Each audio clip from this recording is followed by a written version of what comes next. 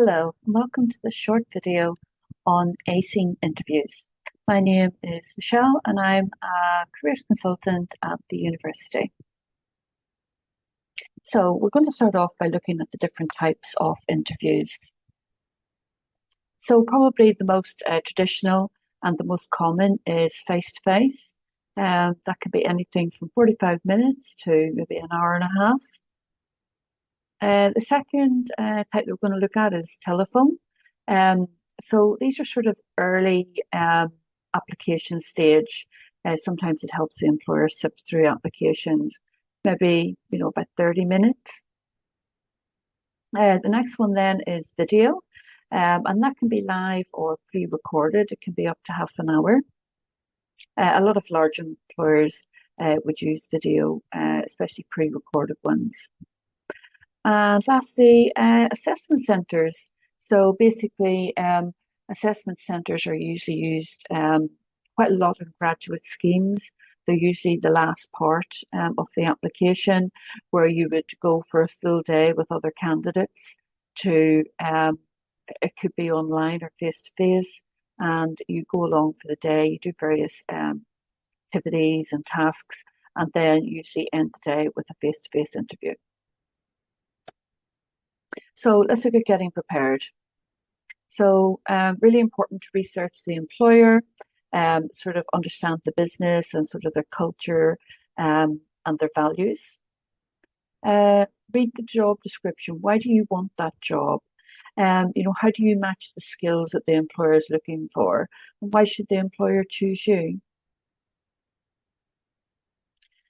If you can find out who will be interviewing you, it's always good. Sometimes when you get the interview invite through, there may be details of the person or people who are interviewing you.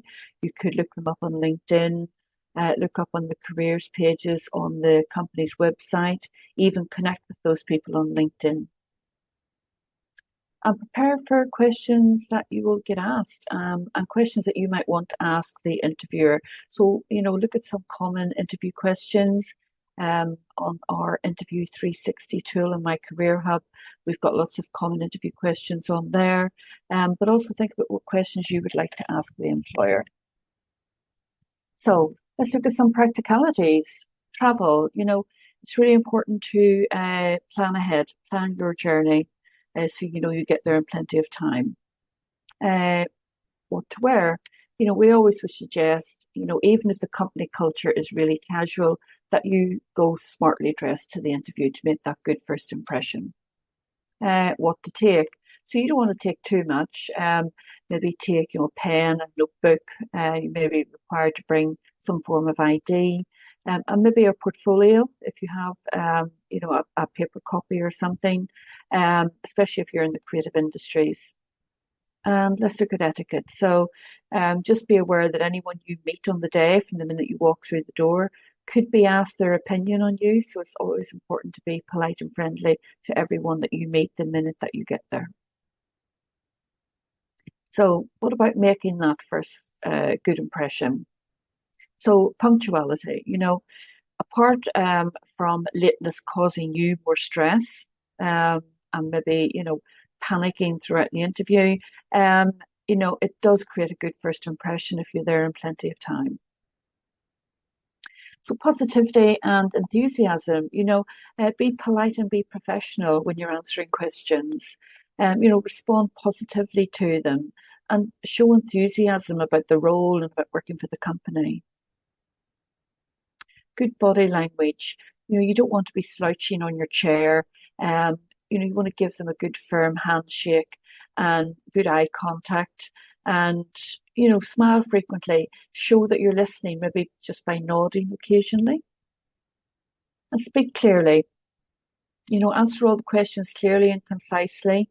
If you need clarification on a question, just ask them for clarification, especially if you don't understand where the question's going.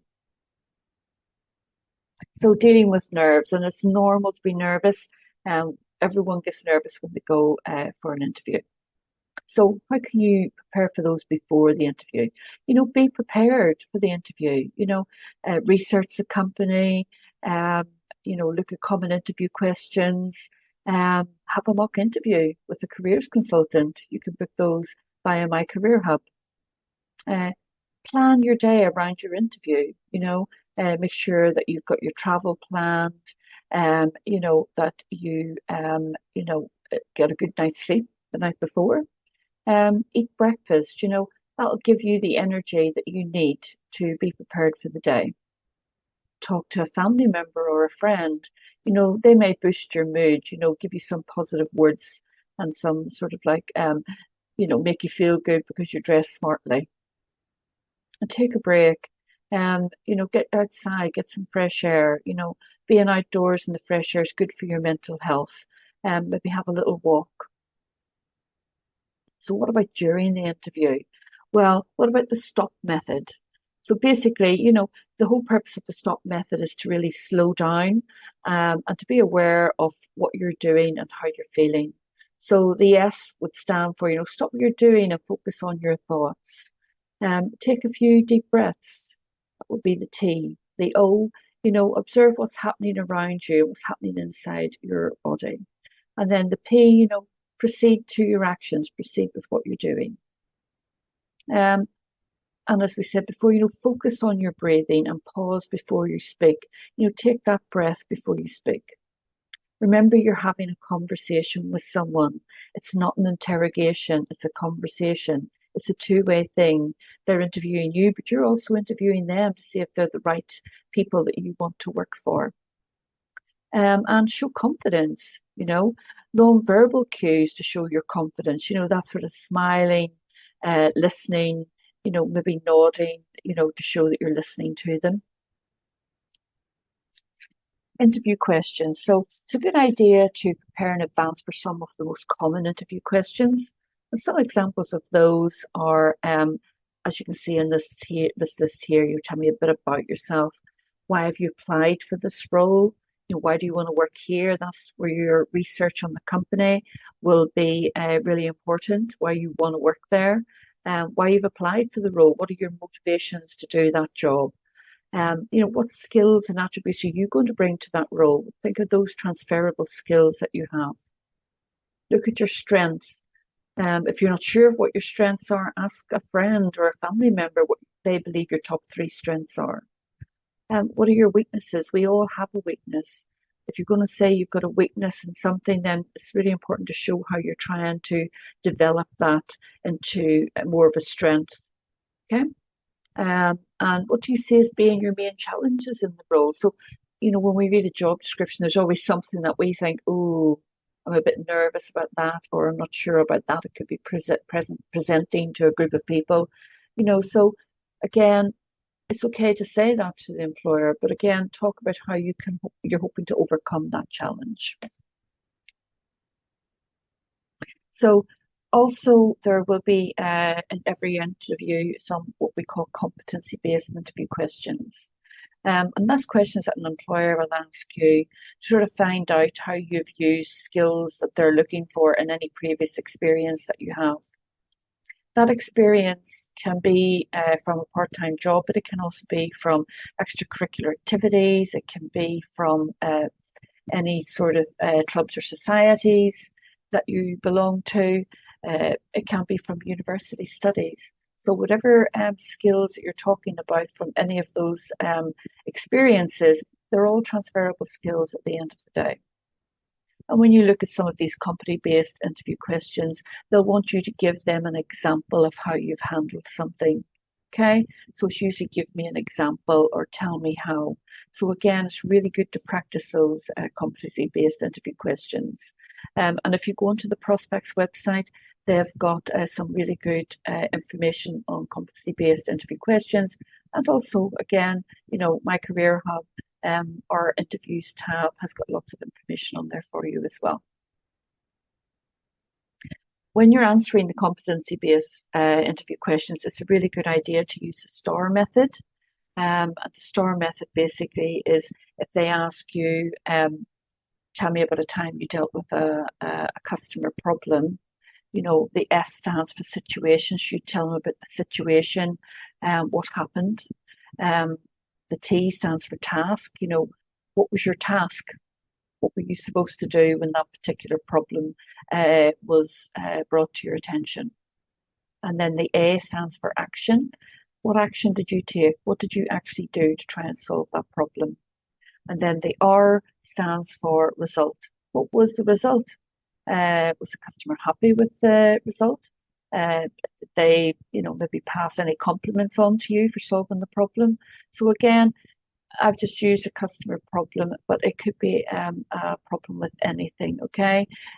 Or it could be, tell me about a time you led a team, or tell me about a time you managed conflict in the workplace. So you're going to use that STAR method no matter what the competency-based question is. So after the interview, so there's, a few results that there can be after the interview. And it's a good idea that when you finish the interview, you ask the employer when you might be informed of the outcome. And do thank them for giving you the chance to attend. So what sort of steps could there be? Well, could be success. You could get a job offer. And, this is something you can discuss with family, friends, a careers professional, and, check the salary, make sure that it's everything that you want from the role before you accept it. Rejection. Lots of people, we all get rejected at some stage. So try not to get too disheartened. I know it's easier said than done, but do thank the interviewer for the opportunity, but ask for some feedback. That's how you can learn and develop. And then further steps. So further steps really is to do with sometimes an employer will say that they might need to do a second interview with you if they're not quite sure which candidate they really want to choose. But also further steps could be something like a DBS check, which is a criminal record check. If you're going into an industry where you're working with vulnerable people, it may be that you have to have a DBS check. So your job offer will be subject to a satisfactory DBS check. So what's next? Well, I mentioned earlier, we have this tool in my Career Hub, Interview 360, where you can practice interviews, pick the questions, or let the Interview 360 pick the questions for you. And you can record yourself. It's always really good to do that. And there's a QR code there, which will take you onto that page on my Career Hub. You can also request a mock interview. So on my Career Hub under the Appointments tab, you can go in there and request a mock interview with a careers consultant. We allocate 45 minutes for a mock interview. I would definitely suggest it's a good thing to do, just to prepare and to go through and get some feedback. I think it's really important. It will increase your confidence, hopefully. And there's a QR code there as well, where you can book onto a mock interview. So if you have any questions on interviews, feel free to visit us at the Career Zone. We're on the ground floor of Pool House, and we're open throughout the year. Or alternatively, you can email us on careers@bournemouth.ac.uk. So thanks for listening today.